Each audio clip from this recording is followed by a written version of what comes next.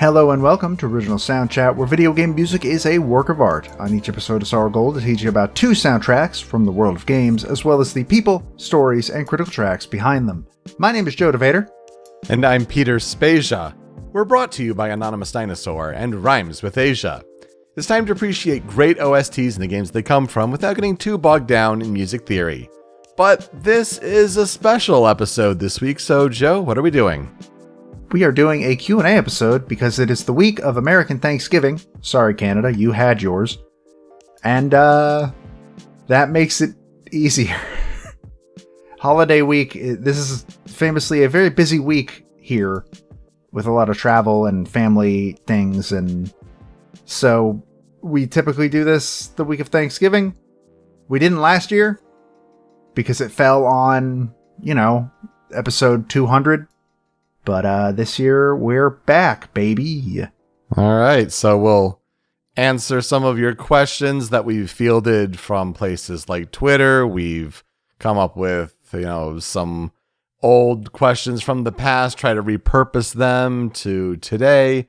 It should be a good time, a shorter episode, but a good one nonetheless. Joe, how are you doing? We won't talk about what we're playing, but what are your Thanksgiving plans looking like this year? It's looking like I'm going to be hanging out with my sister's in-laws, which is going to be interesting. And then the next day will be another part of the family. So I have a very big family. We have to have a lot of holiday get-togethers to do the holiday thing. Means more opportunity for more good food and good times. Damn right. This is the first year that we are hosting the combined family at our house. Unfortunately, November 2023 is going to be a month that we will not soon forget in our household. It's just some trying times for us, going through some medical issues, and it's just thrown things into a bit of a loop. So, got to start the tradition sometime, but it'll add some wrinkles to it. Yeah, I imagine that complicates things just slightly. Just a tad. All right, let's jump into questions, I suppose. And this is one we answer every year.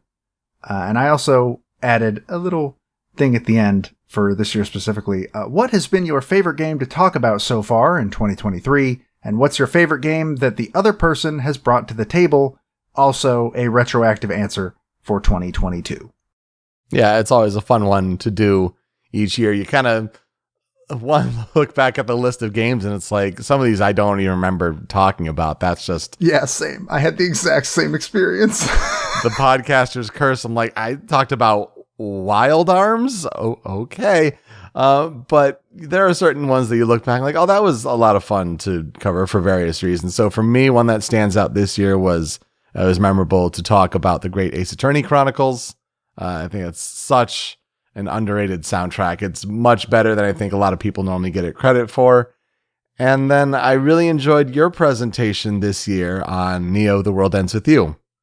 And of course, they're separate episodes. You can just, pick out the individual games, not necessarily the combo deal, so to speak. From last year, I'll point out that I really enjoyed learning about Fury, and it was a game that I knew a couple songs from, but so many bangers from that indie game soundtrack, to the point where I've heard songs be used elsewhere on YouTube, and it's like, oh, that's like a good pull if you're using this song from Fury, respect in a way. And for as long as you've talked about playing the Nancy Drew games, I enjoyed your take on finally bringing a Nancy Drew game to the show, specifically from last year, Nancy Drew Shadow at the Water's Edge. So that was fun. Doing the little Dirty Pop little remix in that episode. That was fun. That was good. So those are the games that jump out to me. I don't think I've ever had one answer for this question in any of the Q&As we've ever done, because I genuinely looked at 4 games and I was like, I can't bring this down to one. Neo: The World Ends With You is also on there for me, just because that soundtrack is just phenomenal. and I feel like it doesn't get as much attention as it deserves. The game and the soundtrack, yeah, for sure. Oh yeah, 100%. People should play more. I can't recommend it. Oh my god. It's so sad. But also people should play the other one that's with you. But also, like, stood out to me, 13 Sentinels. Learning about that was interesting, and getting to talk about a Vanillaware game, which it's bizarre that it took us that long to get to a Vanillaware game. But there's already another one on the schedule later for next year. Don't worry. I also just really, really like talking about A Space for the Unbound, because that game is it's just very good, and I was glad to be able to talk about it. And obviously I gotta mention Idle Showdown. I had fun with that one. No one else did. I had fun with that one. Yeah, that was, bringing that fandom to the show was certainly fun. I feel like with those last two in particular, though, A Space for the Unbound and Idle Showdown, we don't often bring up games in the same year they're released, especially before Best Of, but those were exceptions. And I wonder if that's like, do we do more of that going forward? I don't know. It's something to think about.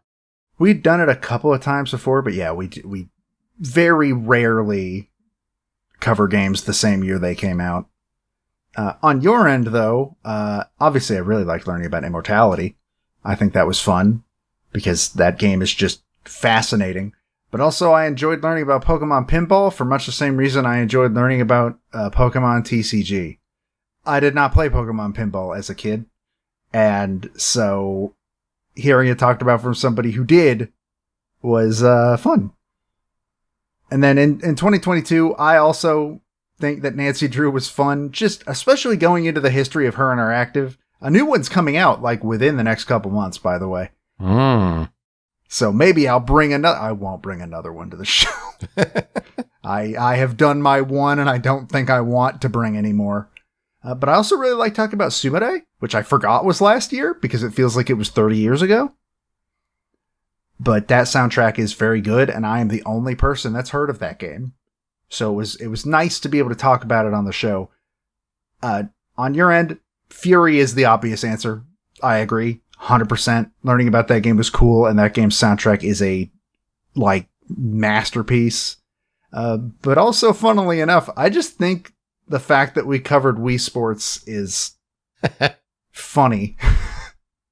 And, like, it worked. But, like, you wouldn't think that'd be a game that we'd cover. A bigger soundtrack than you'd think would actually, be. You just think, oh, the title theme, and what else is on that album? Yeah, it's interesting. Though I think we should give a special shout out. The Sonic CD episode was a lot of fun as well last year. That was really cool, for sure, yeah. And doing that for Sonic Week, and with the release of, I think it was Origins, to do the English and Japanese soundtracks was really cool. The next question here. Have you gone back and played any of the games that the other brought to the table that you hadn't played yet? Both of mine are from last year. I played Danganronpa V3 finally last year. That's right. Did finish it. And technically Persona 5 Royal counts, even though I think I'd started it by the time we'd done that episode, and obviously I'd seen a majority of that game. The Royal stuff I hadn't seen, but I got through Royal specifically after we recorded that episode, so that counts in my heart. Yeah, no, I think it does. I think it's tough to do, because when you're always thinking about, like, new games that are coming out or things that are just hanging on your backlog, you kind of focus on those, and it takes, like, a specific effort to, go for, oh yeah, we talked about this on the show, that interested me, I should go and play that. So from last year, a good example of that was it got me off my Uchikoshi butt to finally play the Somnium Files, which led me right into, oh, well, the sequel's out, so might as well go right into Nirvana Initiative, and that was really, really enjoyable. But then this year, I had been slacking and not played Persona 5 Strikers. And so hearing the music in that album, learning about that game, finally was like, I got it on PlayStation Plus. Might as well fire it up. And I had a really good time with it. That's the power of Counter-Strike, baby. For sure. That was a good tipping point for that track in particular, yeah. Next up, we have a question from MissingNo87 on Twitter. What is one series of games you would like to see get a collection on Switch that isn't a Nintendo property? You know, it's going to also be a part of, like, do we count a Switch Pro, Switch 2, whatever the next Switch is? I'd say at this point, probably. Yeah, you know, just something more powerful in general. Because for me, an answer that jumps out is, as much as, you know, it is neat to have Mass Effect Trilogy updated for, you know, more recent consoles than the Xbox 360 and the PlayStation 3. It would be nice to have that portable on the Switch. I think that would be really cool. Also, I put like a blanket of just EA Sports games. And I know Switch gets FIFA, but it's kind of a weird, watered down. No, I'm sorry, correction. EA Sports FC, it is now called, with the branding deal over. But they got FIFA games and they still get EA FC, but they don't really get any other games. I just think it'd be nice to have like a portable version of those games that aren't, you know, watered down and ridiculous. So my answer to this question is actually kind of weird, in that I don't think I have one. Since I got a Steam Deck, that has kind of become the place I play games that weren't made by Nintendo specifically. It has kind of just turned into this scenario where, like, can I get it on anything but the Switch? Then I will probably buy it on something that's not the Switch. Nintendo games, obviously, you can't do that with. So yeah, I don't really have an answer, except yes, I do. Kingdom Hearts should be put on the Switch. It would be really neat if that happened. And by that, you mean a native version. Kingdom Hearts is not on the Switch. Prove me wrong, people. Trust me, I know intimately. Like, I would have also said like a Metal Gear Solid collection, but after the way it's been dumbed down in a way for the recent Master Collection, I don't know. Konami found a way to mess it up. They sure did. So I feel like you're right. You know, Steam Deck does throw a wrench in things for sure when they can push a more powerful native PC version. Here's a fun question that's always interesting to us to go back into our archives. What's the most surprising fact you've learned in your research over the last couple of years? I think for 2023, I gotta give it to the fact that when Michael Jackson asked if he could cameo in Space Channel 5, Tetsuya Mizuguchi was going to say no, because they had like a month of dev time left before the game shipped. And the dev team for Space Channel 5 was so into the idea that they ended up doing it. And as like a gesture of goodwill, I guess, knowing that he was adding a huge amount of work to their plate, Michael did like all of the motion capture and stuff for free. That was a good one. I saw something recently where it was people talking about how the higher pitched voice that Michael Jackson had was an affectation for a public persona, like what wasn't his real voice. And there was a video game, it was like a boxing video game that he starred in that like featured his actual real voice that sounded more of a normal, deeper pitched voice. But yeah, so there's that out there. It's going around the TikToks, if you will. So I found that interesting with Michael Jackson. That was a good one to learn for sure, because Japan loves Michael Jackson for sure.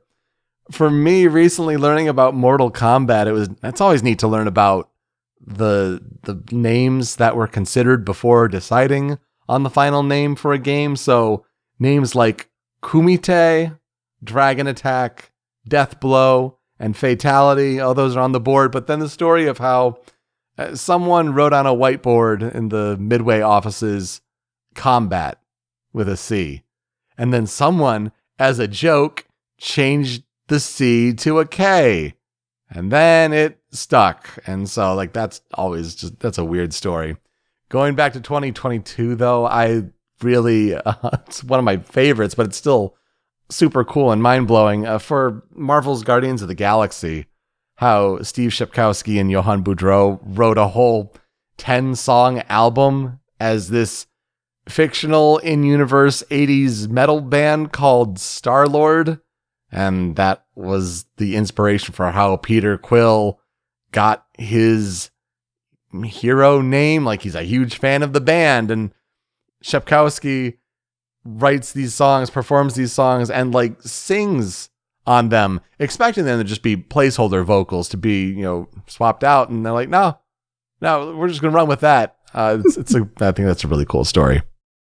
I still don't know how to feel about the fact that one of the most recognizable brands in video games got its name because somebody jokingly crossed out a C and put a K.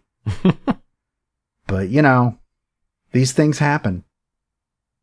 Coming to us from Thematic Mantis on Twitter, their question is, what is a genre or style of music that you haven't been able to talk about on the show, yet that you think would be interesting to cover if you found a game soundtrack that incorporated that genre or style?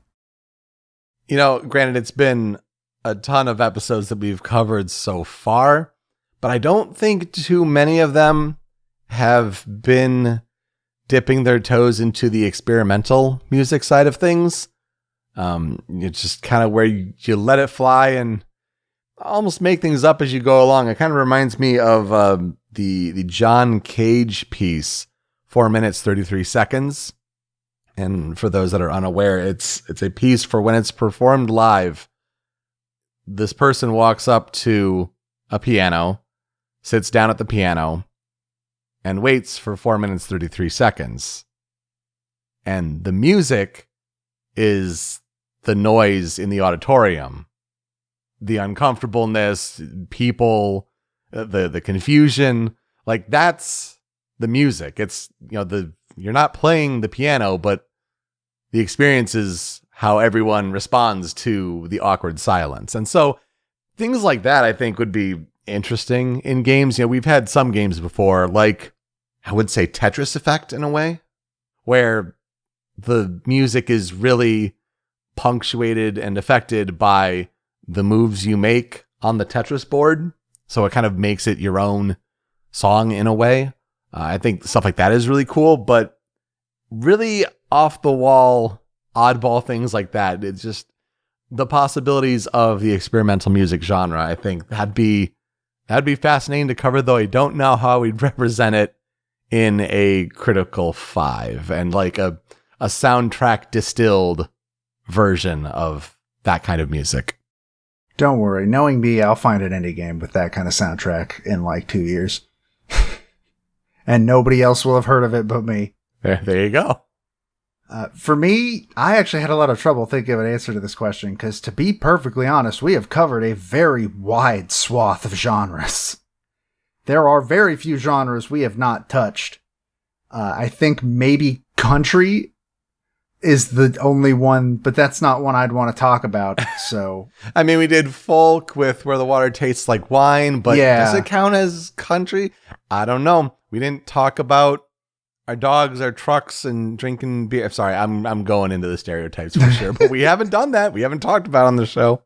Look, unfortunately, I have to say those stereotypes for that genre exist for a reason. Because they're right. But I feel like we have mentioned it a couple of times, like for individual tracks, but I don't think we've talked about electro swing nearly enough on this show. And I don't think enough games implement electro swing at all. So, if the gaming industry could get on that, I would really appreciate it. Did you recall that we did gaming resolutions for 2023? I'm not sure I did. I don't think that we talked about them. I think we forgot. I have some written down, but I don't think we ever talked about them on the show. Well, I mean, I'd be very interested to hear about that because I don't think I ever created a list for this year. I think I just carried over from last year. So the big question being, how have you done in terms of your gaming resolutions for 2023. Okay, so my list for my resolutions for the year were 8 games. It was Revelations Persona, Persona 2 Eternal Punishment, Final Fantasy 13, Chrono Cross, Ori and the Will of the Wisp, Omori, Parasite Eve, and as always, as is tradition, Nier Automata. I finished Persona 2. It was one of the first games I finished in the year. Eternal Punishment, specifically. I've played an hour of Persona 1. I have not touched or looked at any of the other games on the list. That's relatable because for me, mine are very outdated. They've got Bloodborne, Cyberpunk 2077, Hitman 2016 and Hitman 2, The Pathless, Fire Emblem Three Houses, Doom 2016 and Doom Eternal, Valhalla and Coffee Talk, and Super Mario Sunshine. I've only started Cyberpunk 2077. If you listen to the show, you note that I did not really have it grab me after about an hour or so. But this was before the 2.0 update, so I could always return to it. But I've done a very bad job even remembering that my gaming resolutions are even a thing that I just lifted and carried over from last year. Don't worry, you dodged a bullet with not playing Sunshine. It's fine. You can leave that one off. Don't worry. Just take it from me. Next question is, what is your favorite game from a previous year that you have played in 2023? So any game that didn't come out this year that you played for the first time. So I wonder if something like Metroid Prime Remastered counts, because that game is still very much from the original in 2002. But the remaster, does a whole lot of nice things to modernize it. Controls, visuals, and whatnot.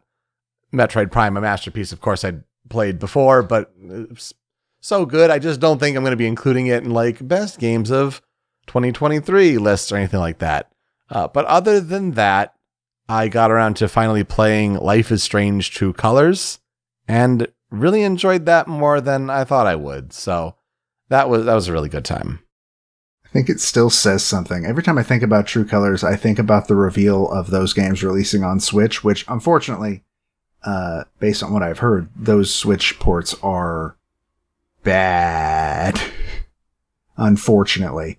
But I always think about how, it's Life is Strange, and then Life is Strange Before the Storm, and then Life is Strange True Colors. Those are the only 3 Life is Strange games that we released. Let's not forget about the one with Brothers, the 2. Yeah, Brothers, A Tale of Two Sons. That wasn't a Life is Strange game. Oh, yeah. Mm-hmm. For me, I actually have 3 answers. I'm glad I finally played Persona Q2. I'm still upset that it never got dubbed. I really wish it got dubbed. I think the only chance we have for that dub of that game is if it gets re-released on something. And I don't really see that happening anytime soon. Yeah, I mean, the 2 screens really make a huge difference. Apparently, the HD Etrian Odysseys aren't the worst, except if you're playing with a gamepad, at which point they're kind of really clunky. But if you're playing with a mouse or on the Switch with a touchscreen, it works perfectly fine. Not as well as 2 screens. But, and speaking of Etrian Odyssey, playing Persona Q2 did, pretty much directly lead me into playing Etrian Odyssey Untold, which I'm very glad I did. I liked that game a lot. I want to get into more Etrian Odyssey games.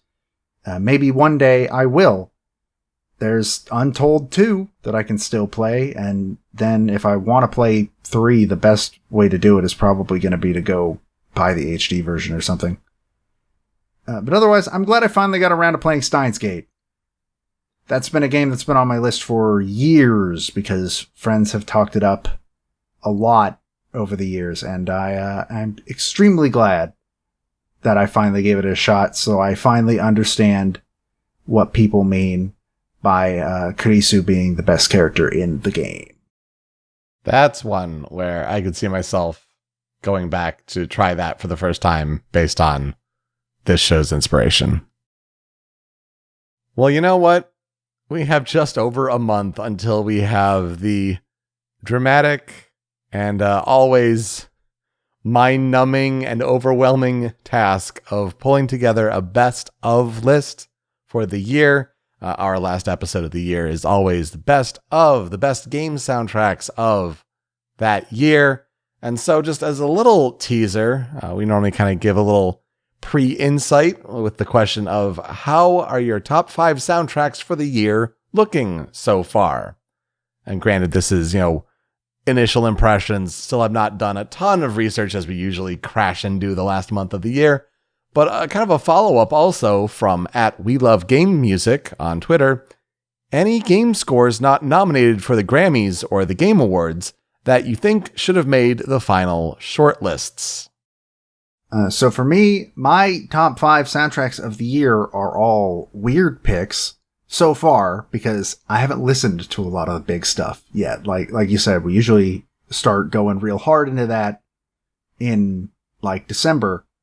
So right now, and I say this list knowing that probably at least 2 of these I know for a fact will not be on the top 10. And you can guess which ones if you would like. But Bomb Rush Cyberfunk, for sure. Idle Showdown, that's just for me. Oxenfree 2 has a very good soundtrack, I think. A Space for the Unbound, one of my favorite soundtracks of the year, just bar none. And then Tears of the Kingdom was very good.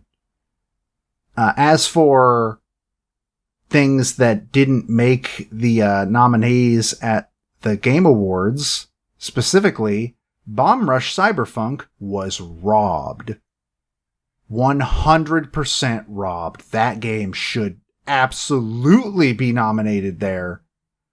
But also, this has just been a really strong year for games, and there are a couple you'll mention at least one. There were AAA games that got robbed, according to the internet, and I believe them when they say that. Yeah, because I think in no particular order, my top 5 soundtracks of the year so far are Final Fantasy 16, and that's been recognized by the Game Awards. I feel like that, that's got a good chance of winning. I think that category, but some could be sneaky. Some could be sneaky for sure. Octopath Traveler 2, I feel like was a big snub, and I feel like the internet kind of agrees there. Bomb Rush Cyberfunk, totally agree. That should be in the Game Awards shortlist, and I think it's up there as one of the best soundtracks of the year. We were talking about our predictions, last episode, and I was telling you after we recorded, I'm like, you know what? I was kicking myself because I'm like, you got to mention Hi-Fi Rush. That's one that should have been in. Unfortunately, it was a nominee for the Game Awards, but I think that's definitely a good one. And I agree.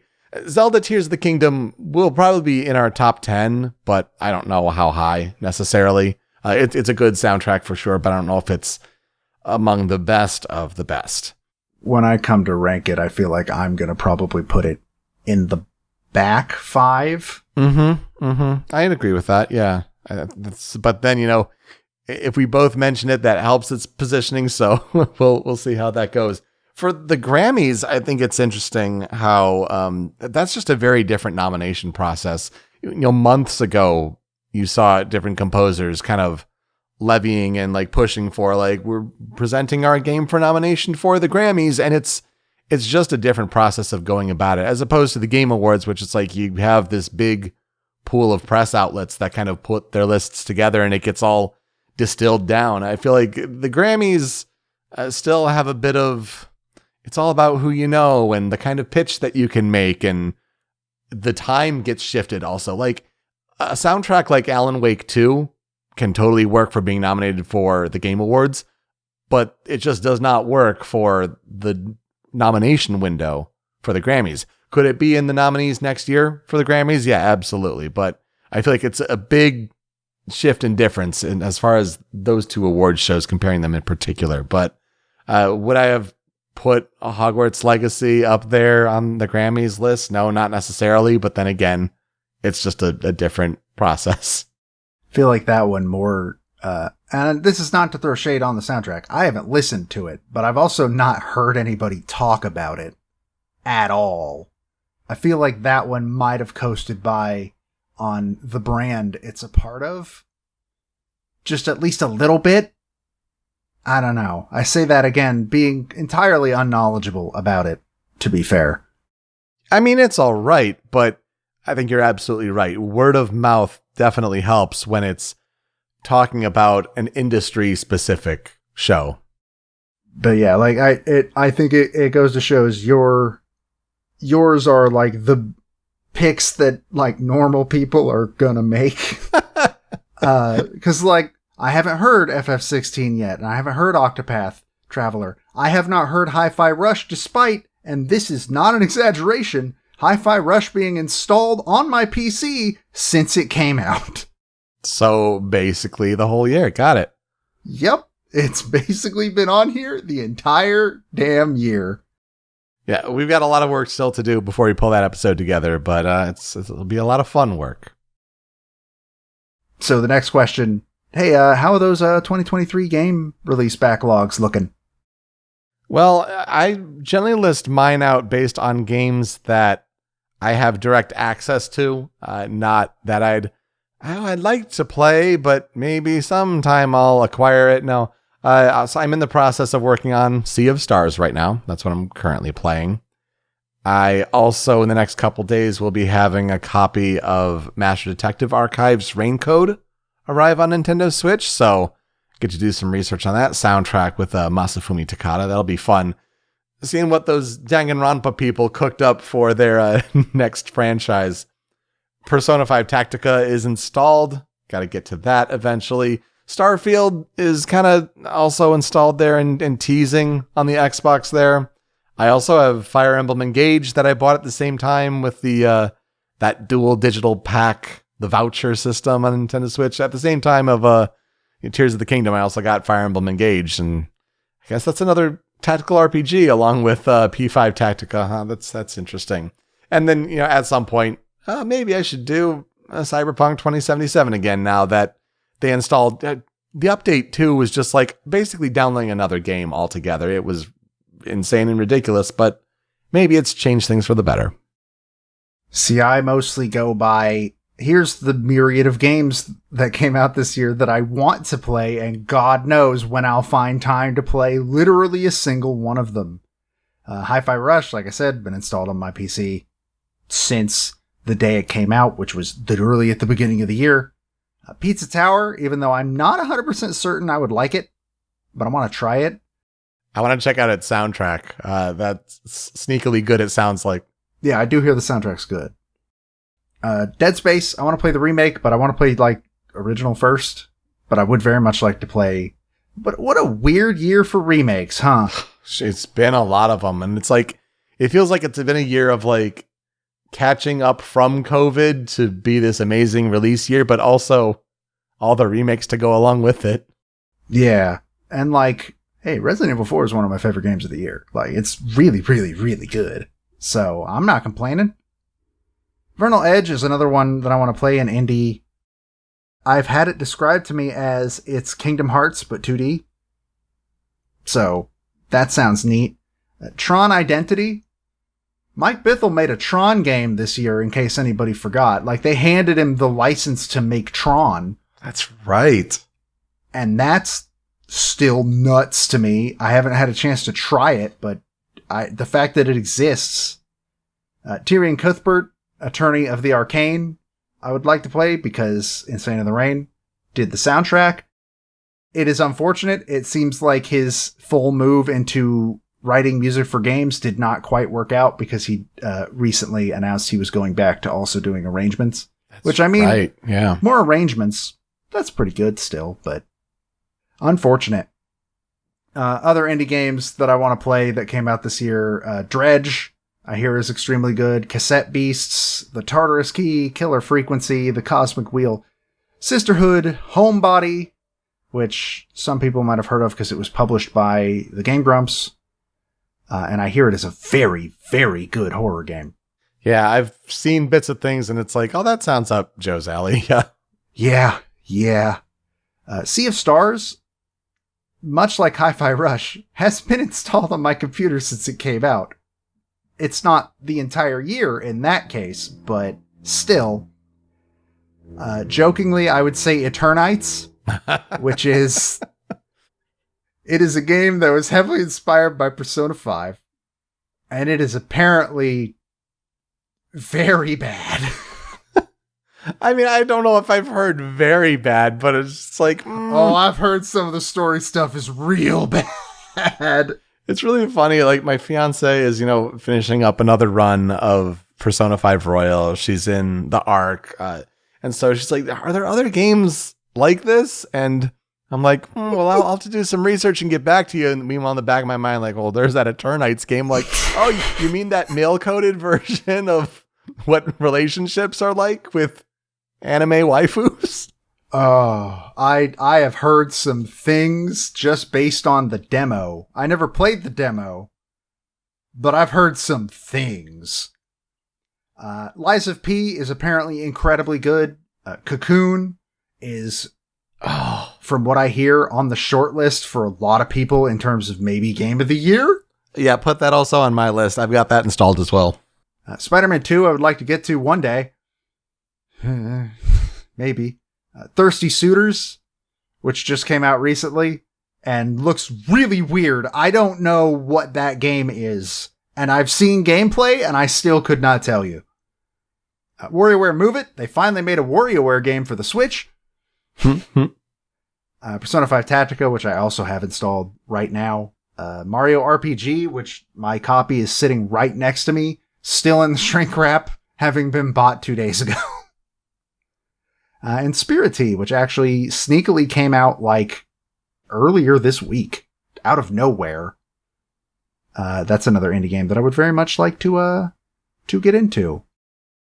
A sidebar of like games I might put on my Christmas wish list kind of thing. Mario Wonder, I want to play that, but just haven't plunked down the money for it. RE4 sounds like it'd be a really good time. I think I enjoyed that. And then also, and this is the tough thing when a game releases digitally and you don't have like a way of easily accessing a game disc for it. But Alan Wake 2, I really want to try Alan Wake 2 for sure. I gotta play Alan Wake 1 first, which is another game that has been on my list for years that I just haven't gotten around to. I might just go the route of like, YouTube video, please teach me the Alan Wake lore. Well, apparently it's that, and then also the DLC for Control is also apparently very important for Alan Wake 2. Yes, and someone working at Remedy also just confirmed that, like, now that our work is done on Alan Wake 2, I now go to work on Control 2. And it's like, oh, hey, that's how you announce that? Cool, I'm all for that. Hell yeah, I'm down for more of that. Outside of games, though, are there any non-gaming media that you've really enjoyed this year? So, pretty much all of my media consumption outside of games tends to be movies, which I have not watched a lot of this year, honestly. I've been to the theater twice this year. Once was to see Suzume, which was the latest movie from Makoto Shinkai, who most people would know from Your Name. He's the guy behind that. And Across the Spider-Verse, which is excellent. I need to see that so badly, and it's been out on Netflix here. I need to see that. It is very good. And because I have a niece who is 2, and as 2-year-olds tend to watch the same movie on loop over and over again, I have now seen Elemental about 4 times in the past 2 months. I heard it was cute. It's actually pretty good. That movie's marketing failed it. Oh, yeah. So hard. It's actually quite enjoyable. In terms of like shows, that's usually just anime. Birdie Wing is great.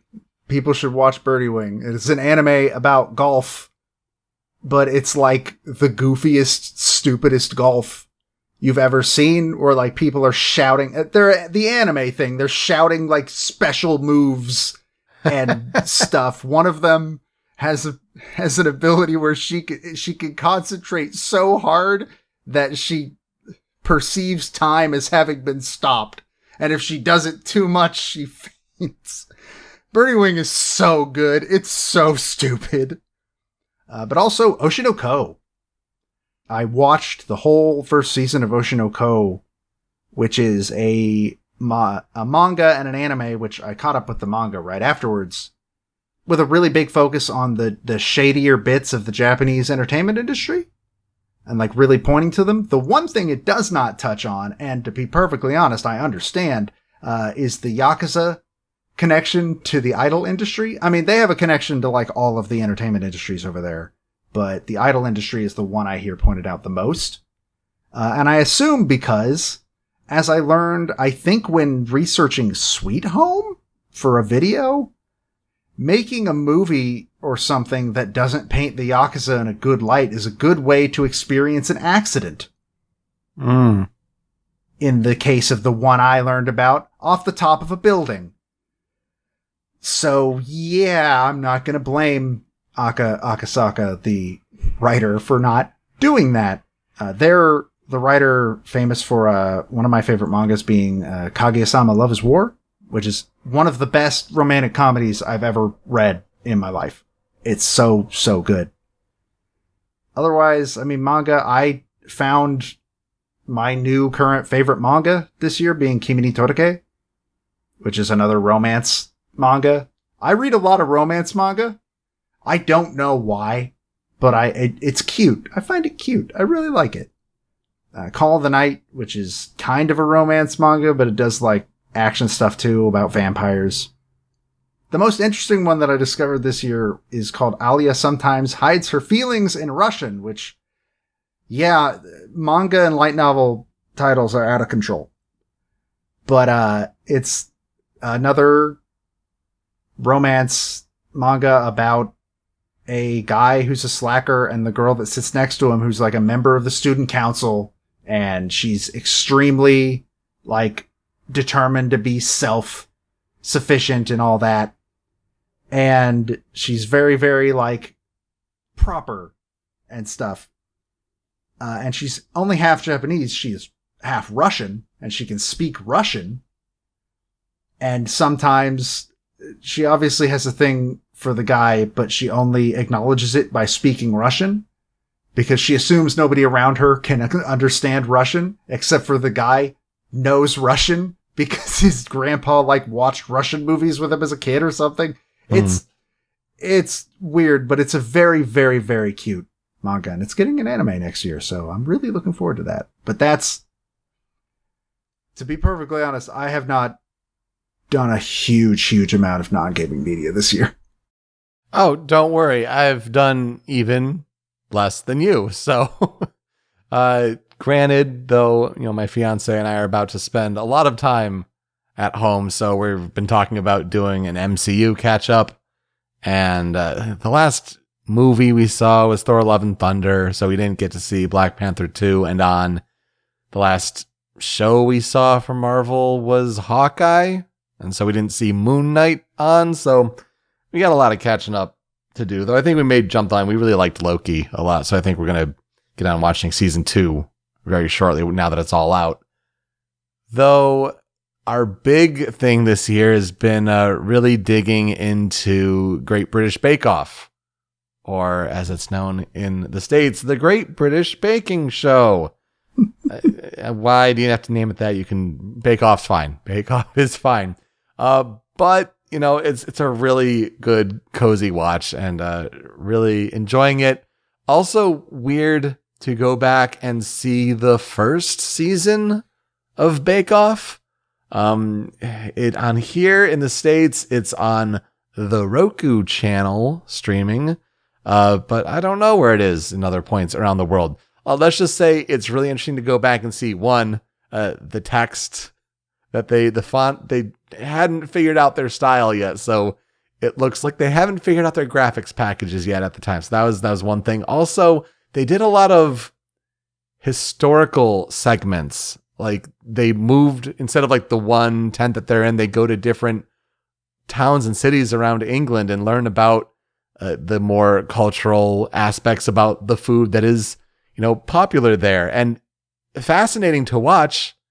But then you also understand why they cut back, because it's like, oh, all the travel, all the production that goes into making like mini documentaries. Yeah, that you probably want to cut back on some of that budget. So in case you are a Bake Off fan, I recommend going back and seeing that just as a counterpoint where it's come from. But yeah, I mean, even things like Barbenheimer. Barbenheimer was the big thing this year, right? Those should be coming out shortly, I think, on HBO Max, and I'll watch both of them. I'm really excited to, because those sound both right up my alley, but this just wasn't a year that I went and did things outside of games. Oh, no, I take that back. Succession was dope. Succession was excellent. So sad to see that come to an end this year. And also, this was the year I watched Ted Lasso. Also came to an end around the same time. So that was my Barbenheimer, was Succession and Ted Lasso ending within a couple weeks of each other. I'm like, by the end of the year, I might have added the Marvels to the list. I might go see that. I don't know. I'm not in a hurry. I'm at this point with the MCU where it's like, yeah, No Way Home is fine for being the last one I see for a while. Because that's that and Multiverse of Madness is the last movie I saw in theaters. I haven't seen a single MCU movie since then. Theaters in general are a tough ask nowadays. Yeah. Though I will be going to a theater to see The Boy and the Heron. Oh, sure. Which comes out next month. That's Hayao Miyazaki's new film. New, supposedly final film. Yes, his 10th final film. That man it'll never be his actual final film. That man will be making movies until he is actively in the ground. And even then, I'm not entirely sure they will be able to stop him. He'll find a way. Our next question comes again from Thematic Mantis on Twitter. Who is your favorite film composer at the moment? You know, I always like many. I think I love a good Hans Zimmer score. It's always good to bring him up on the show. But, you know, the more I think about it, it low-key might be Ludwig Göransson. For those that don't know, he's done the recent Christopher Nolan films, soundtracks with Oppenheimer, with Tenet. He also composed the Black Panther films and the Creed films, so Ryan Coogler connection there. He started working doing the music for Community, the TV show, and so he got to know Donald Glover there, and so he started producing Childish Gambino tracks with him. So there's a neat little lineage there. And he also did the theme music for The Mandalorian. Like, that's the most well-known piece of his, I think, if you want to point to one piece of music. So Ludwig Göransson, like, I wish he would break into video games. I think that'd be super interesting. Also want to shout out Michael Giacchino, who he is just so busy, but always does a really good job, like, creating leitmotifs for characters and mixing that in films. And I mean, from his work on Up and onward, just enough said. Really, really good. And Natalie Holt is also someone who is up and coming for her work on the Loki TV series. And also she did the score on the Obi-Wan Kenobi series. So she's really making a name for herself. But that green theme is a winner.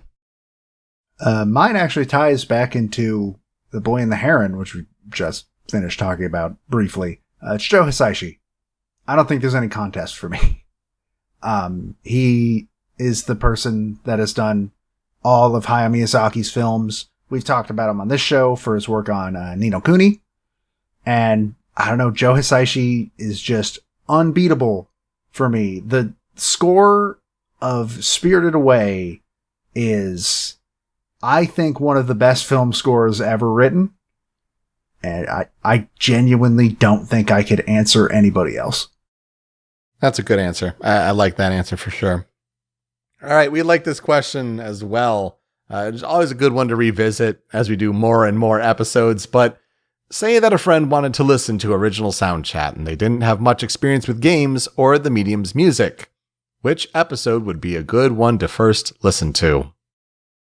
So for me, just looking at episodes from this year, I think an argument could be made for 249.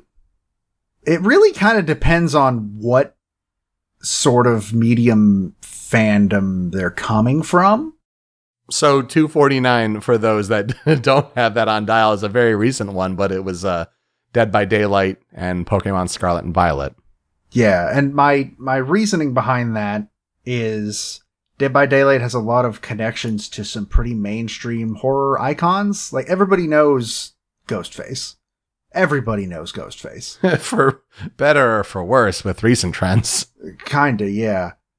But, like, it's got a lot of characters that people who aren't necessarily coming from a video game background might know. And then, like, you might not be familiar with video games, but you're familiar with Pokemon. The world has not given you a choice. Especially if you have kids, it's very likely that you, like, at least have passing knowledge of Pokemon. You know what Pikachu is, and to be honest, that's probably enough to be a first stepping stool. I think it's a really good answer. I like that with the tie-ins of where are you coming from, what do you know of. I really will hold that, you know, we've answered the last time we asked this question, 2 years ago, and we answered it, episode 109, which was No More Heroes and Metal Gear Solid 3. I think that had great stories to it and a wide variety of game music there. I think a more recent one that jumped out to me was our episode of Immortality and Alone in the Dark. So episode 246. And for the same kind of reasons, again, I think it just shows what games can be from different eras. And as a result, how do you represent that musically? Granted, it's not going off of brand recognition, but if you want to give people an open mind of like, these are considered video games and maybe you haven't thought about that before, and then here's varying kinds of music to go along with it. I think that's one that jumped out to me. Yeah, I can absolutely see that. I think that's a good argument for that one as well. All right, this next question kind of highlights something that we have not talked a huge amount about, like on air, but is probably a question we should talk about. This is from Matt, who is my co-host over at Smasher Pieces. His Twitter can be found at GrimaceDoMenace. And he asks, do you think it might be worth repeating composers after some amount of time has passed? Some games are clearly tough to talk about without repeats, and after a few years there may even be new discoveries to be made in a composer's history. I really like when you find alternative names in the soundtrack to talk about, but it's never sat right with me that Dave Kleinek was used to talk about a game he didn't work on, which was the person we covered in episode 119 for the soundtrack of Banjo-Kazooie, despite they were the nuts and bolts composer? Yeah, I think that was the thing there, and it makes you think of, oh yeah, that was me, and then I also did the same sort of thing for Ryo Nagamatsu. Talked about him on Super Mario Galaxy, even though he worked on Mario Galaxy 2. So that's always kind of stuck with me. And yeah, that's a tough thing for sure. Definitely a problem with older games, as you don't have as many people working on the sound team. And so then it becomes tough to be like, a more recent example, were we ever going to talk about The Legend of Zelda: A Link to the Past? Well, to do so, we had to talk about someone who worked on like a remix album or something. Things like ours for Super Mario World. Talked about a jazz musician who worked on the jazz remixes that got tied into the game soundtrack's launch. Like, again, they're weird pulls, but there are soundtracks in the game industry certainly worth talking about. And yeah, that's kind of why we have to make some obscure choices there. Now, as far as bringing composers back to talk about them again, I do feel like, yeah, it takes a bit of time. So maybe, start opening possibilities again from like the first year of the show. Or when we hit a point this coming year where, we may have to open up a new podcast feed of, for technical issues, like if our original feed isn't as easily accessible anymore. Little things like that, that's going to be a whole thing that we have to talk about next year just to put that on people's radar. But it is something that we might have to think about and talk about going forward. But yeah, I'm sorry about that. It's never stuck with me all that well either. But sometimes when it's just like, oh, one person did all of the sound, and it's someone we've already talked about before. It's part of the trickiness of it, I guess. I've actually been thinking about this personally, even before this question was asked, because at some point I want to cover the original Silent Hill. Mm-hmm. Yamaoka is the only person that touched anything sound related in the original Silent Hill. There's no vocal track that I can pull from. There wouldn't be any performers. It's a PS1 game. And I mean, what are we going to just not talk about the Silent Hill theme? Like the most iconic horror game theme ever? It's not like there was someone different who played the mandolin. Yeah, pretty much. But I think Yamaoka is a very good argument, especially with, you mentioned, like, going back to the first year. Yamaoka we talked about in the first year. I talked about Silent Hill 2 year 1 in October. I think it was on Halloween, too. No, it might not have been on Halloween. I think Luigi's Mansion was on Halloween that year. I don't remember. Mm-hmm. But yeah, that's one I've thought about, because they're in the entire Silent Hill franchise, outside of like performers like Mary Elizabeth McGlynn. Only one other person has ever done a soundtrack for a Silent Hill game. And that's a man by the name of Daniel Licht. And people don't talk about him very often because he got thrown under the bus. He was the first non-Yamaoka composer to work on Silent Hill in general, and he started with Silent Hill Downpour, a game that is generally regarded as not very good. But I would kind of like to cover it and cover him, because at first there was like some plan in my head was like, oh, I could just cover him when like I cover the original Silent Hill. Why not? But then it's like, he already got thrown under the bus once. Do I really want to do that again? Personally? So it didn't feel right to say I was going to cover him for a game he absolutely did not work on.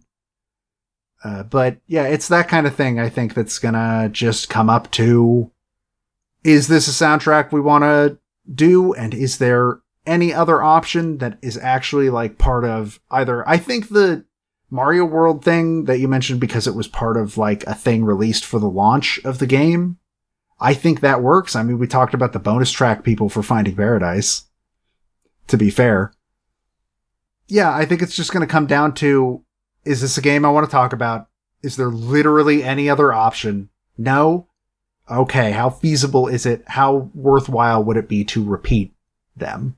And that's just kind of going to have to happen on a case-by-case basis, I feel like. Yeah, and how long has it been? We'll get to talking about the technical limits of the podcast feed later in the year. That's going to be a thing. Also, there's been something that we've also had just kind of mulling about that I think I'm just going to power past, and we'll find an alternate way. There have been a couple games that we've wanted to talk about the soundtracks to that we didn't want to give the composers any positive light because of reasons.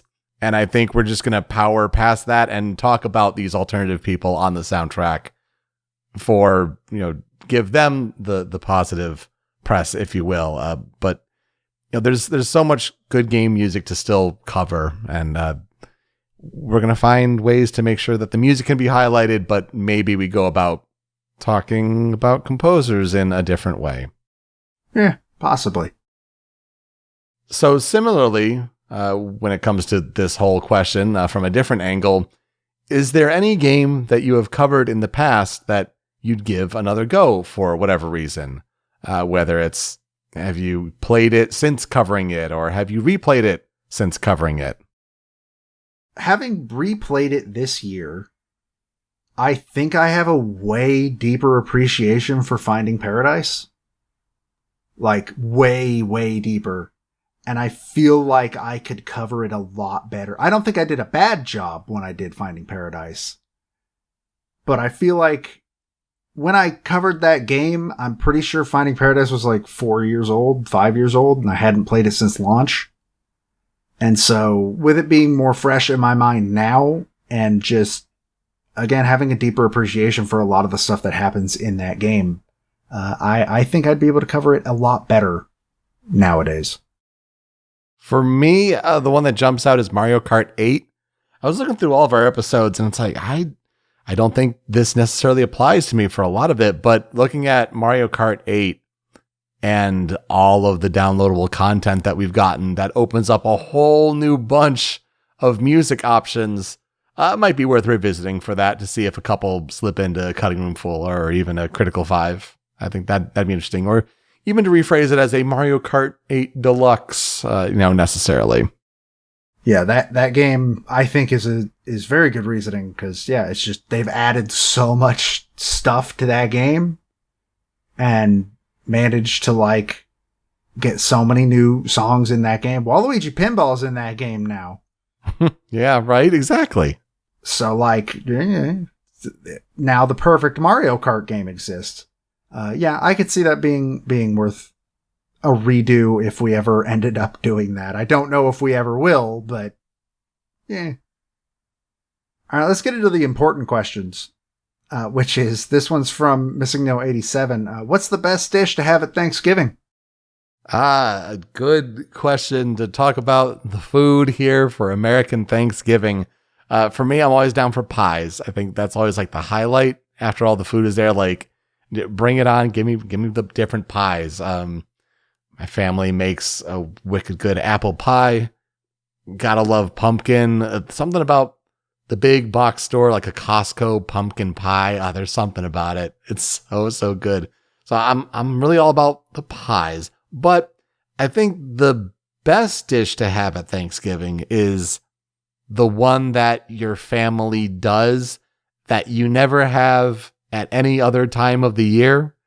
And so for us, there's this corn casserole recipe that gets made with there's cornbread and creamed corn and sour cream. And it's just so good. It all comes together. It sounds like kind of a cornbread top, but then just more corn in it. It's really good. A lot of butter. Oh, you gotta have a lot of butter, of course. So that's something that we only really ever have at Thanksgiving. And so that stands out to me as the best part of Thanksgiving. Of course I'll mess up a sweet potato mash. Give me all of that, but it's a dish like that, the one that you associate with having with your family at that time of year. That's the best. So I mean, it's different for everyone, of course. Thanksgiving and Christmas are the two, I guess technically 4 days of the year where I get to have pumpkin pie. And I love pumpkin pie. But for me, the real best dish to have at Thanksgiving, you mentioned it, sweet potato casserole. What goes on top of your... Marshmallows and pecans, baby. Yes. That's the good stuff. Oh, it's so good. And again, this is basically the only time of the year that I get it. So hopefully... That is assuming it shows up at any of the Thanksgivings I attend this year. It's not guaranteed that will be the case.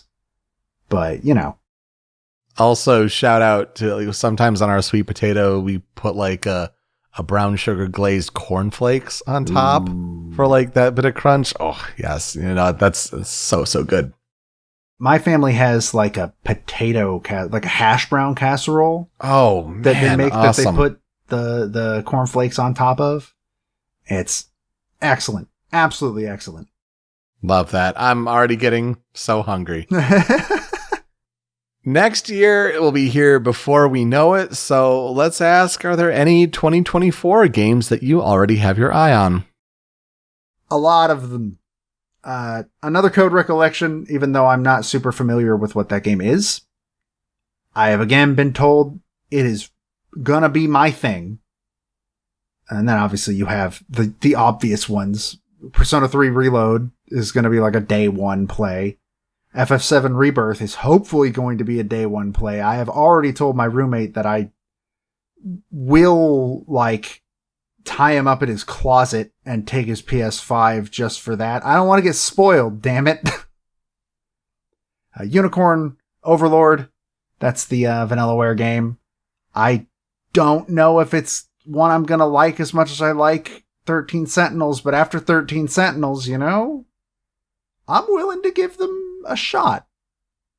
There's a game called Urban Myth Dissolution Center, which was in the sizzle reel of the Indie World that just happened last week. Oh, yeah, that's totally a new game. Oh, yeah, looking at everything about that game is so up my alley. Some smaller indie games like Royal Order, Afterlove EP, which I've been waiting for a very long time. Demon School, Fields of Mystria. There is some part of me that hopes beyond hope that I can look forward to Silent Hill 2. But that part of me is not what I would call optimistic.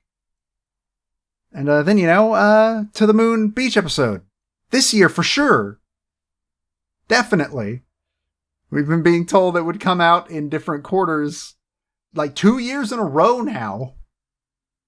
It was supposed to come out early last year, and then it was moved to late last year, and then it was moved to quarter 2, 2023, and then it was moved to quarter 4, 2023. And granted, we're not out of that quarter yet, but it's not out yet. I don't know. Maybe Ken Ga's about to drop some fire to round out the year. Possibly. I mean, that's what happened with Imposter Factory. It just came out like in December. But I have some theories as to what it's going to be. But also, I'm not surprised this one's taking so long. This one has like more gameplay than the previous 3 games would have had. Like it's a bunch of mini games and stuff. But I think I have a theory for if there is some story significance to it. I think I know what's happening, but we'll leave that for now. And Mina the Hollower, which I thought was coming out this year, but apparently it was not. But I've talked to a couple of people that got to try it at PAX. It's apparently very good. That's the new Yacht Club game. Oh, yeah. From the Shovel Knight developers. And it is apparently super good, so I'm looking forward to that. Like you, I've got a couple similar ones. Persona 3 Reload is going to be awesome. I need to pre-order Final Fantasy VII Rebirth. I never did the intergrade stuff with Yuffie, so... You might need to do that. Yeah, I was saying, probably get that all bundled in with... Because that's a crazy thing. Like, if any of that interests you and you haven't played Final Fantasy VII Remake, for $70, just get everything on PS5. Just wow. Then Professor Layton and the New World of Steam is a game that's talked up from level 5 as more information's coming, so maybe that'll be a 2024 game, who knows, but I'm interested about a new Professor Layton game. Hell yeah. Metaphor Refantatio? I'll be curious. I'll check it out. Sure, maybe that drops in the middle of the year. Who knows? Insomniac are mad lads. They did such a good job on Marvel Spider-Man 2. And then supposedly if Marvel's Wolverine is slated for 2024, yeah, bud. Give it to me, bub. Also, Hades 2. Early access. Come on. Like, who are we kidding? I'll play that on PC to check out early access. Are you kidding? Yeah, I might do early access on that one. I don't know. I was pretty fine leaving Hades to it coming out. I say that knowing full well I bought it like day one when it came out on early access and then never loaded it up. Mm-hmm. But I don't know. Maybe I'll be worried about spoilers on that one. And I feel like this one shouldn't be in early access as long because a lot of the parts I assume are just there already. Right. Yeah. And it's just whatever new mechanics they're adding is what's going to cause time being made. Let them cook, though. That's going to be so good. All right. This is our final question before we wrap up. And it's the one we end with every year. What are some games that you're expecting to talk about in the near future, which would be sometime over the next 3 months? So I'm going to try to dip my toes into some newer things here. over the next few weeks. I have currently Tony Hawk's Pro Skater 2 penciled in, or Pro Skater. I flutter back and forth between the two each day. I have more connection with Pro Skater 2, but there is something about Superman on the original one that would be just great to cover. So we'll talk about a Tony Hawk game finally. Before we do Best of 2023, I'll bring back my favorite game soundtrack of 2022, and that would be God of War Ragnarok. So that'll be a good one to finally cover now that it's we passed the year anniversary of that game. That's wild. And speaking of those controversial composers, might be time to finally talk about an Elder Scrolls game. And what better game to do that with than Skyrim? For me, I have some two lesser known games, but then one that obviously you know exactly when it's going to happen. Analog: A Hate Story is a visual novel that's coming up that I'm going to talk about. I'm going to talk about Crisis Core for exactly the week that you think I'm going to talk about Crisis Core. Sure.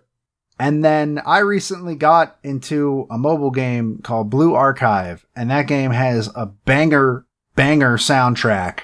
And I'm going to talk about that within the next 3 months. And I'm looking forward to talking about that one, actually. And that will do it for our Thanksgiving Q&A episode for 2023. Good to have this back. All talk of food and games and music and all. That will do it for us. You can find us on Twitter. Find me on Twitter at Pete Speakeasy. Joe is over at String Pixel. The video version of the show is on the Rhymes with Asia YouTube channel, but that's an MP3 podcast version that you want, and that's hosted by Anonymous Dinosaur at anondino.squarespace.com.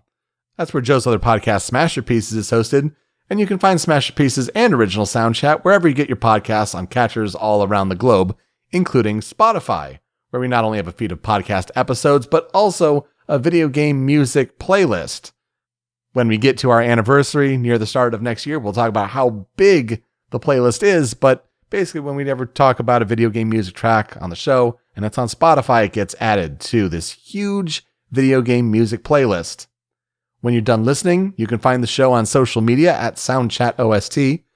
Give us some feedback. How are we doing with the episodes? What games should we cover in the future? Give us some suggestions like that. And Joe, who are we talking about next week? Boy, I gotta get to playing this game if I want to do it before we record. I will be talking about Tom Duncan. And I will be talking about Scott Benson. All right, to play us out, as we do every year, it's a fitting song from the Super Smash Bros. Brawl soundtrack, rearranged by Toshiyuki Sudo. We gotta always ring out our Thanksgiving Q&A episodes with Shaberu DS Cooking Navi. Just a fun, delightful track as always, so please enjoy. Thank you so much for listening this week on Original Soundchat. We'll see you next time. Take care. さあ、大乱闘をいたしましょう。